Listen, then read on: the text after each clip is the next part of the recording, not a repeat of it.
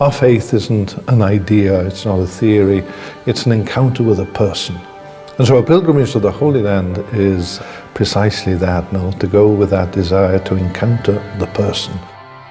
We ask ourselves, who are we? Well, we're children of God. Well, here's God Himself, God incarnate, walking these streets. I look at the Holy Land as a big geographical, sacramental.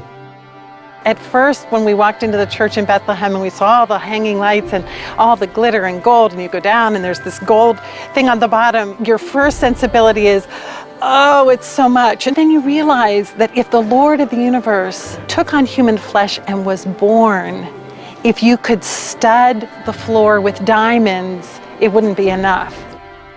We got to walk the path where Christ walked when He carried the cross. We got to see the hill where Christ was crucified.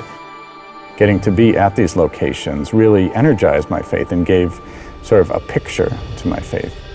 It's always interesting to me that St. Jerome described the Holy Land as a fifth gospel, because when you experience the Holy Land, suddenly the four gospels come to life. Saint José Maria had tremendous devotion to the humanity of Christ. His typical way of praying was to enter into the gospel scenes and really imagine himself in those different gospel events. And even in his own meditations, he would kind of describe the terrain of the Holy Land. Te vas leyendo despacito el Santo Evangelio y te metes ahí con un personaje más. It had been Saint José Maria's dream to come on a pilgrimage to the Holy Land, but because of the regional circumstances at the time, he was not able to do so. Bishop Del Portillo is a very important figure in the history of Opus Dei. He was the first successor of the founder of Opus Dei, Saint José Maria Escrivá. Venerable Alvaro Del Portillo made a pilgrimage to the Holy Land in March of 1994. On the final day, he celebrated Mass in the cenacle, where Jesus celebrated the first Mass at the Last Supper. He returned to Rome and died early the next morning.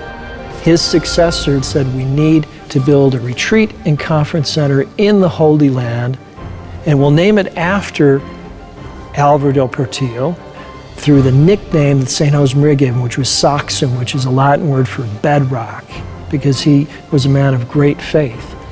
When I was a senior in high school, we got this great opportunity to go on a trip to the Holy Land and to Rome. We had an incredible opportunity to meet Don Alvaro Del Portillo.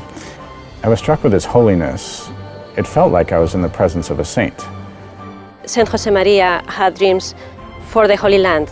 One of them was to set up a conference center where people could come from all over the world to renew their spiritual life. It will not be a hotel, it will not be a bed and breakfast. SAXUM will be a peaceful environment where people from different backgrounds can work together, and the Multimedia Resource Center will offer background information about our common roots, and it will be a place where pilgrims can study the scriptures and go deeper into their knowledge of the historical, archaeological, and literary context of the scriptures, so as to enhance their faith.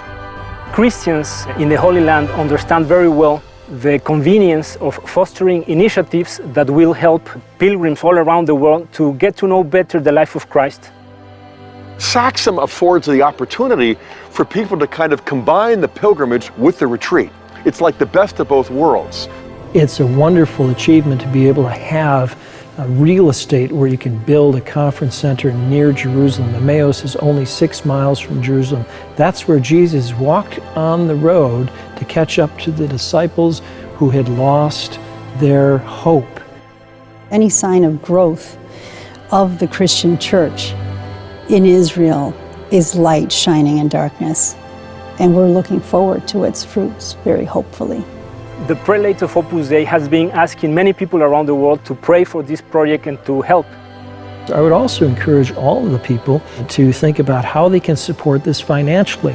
And this is something that we can do with a missionary spirit to make sure that the church has these firm foundations in the Holy Land. the concept of SAXUM and so on, is a question of faith. No, it's a question of faith. So it's going to happen.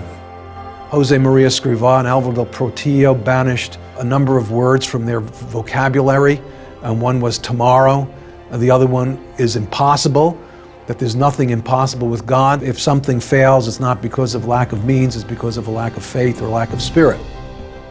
Bishop Alvaro del Portillo would irradiate peace and serenity at all times. We want the SAXUM Project, which bears his nickname, to be that instrument to foster peace.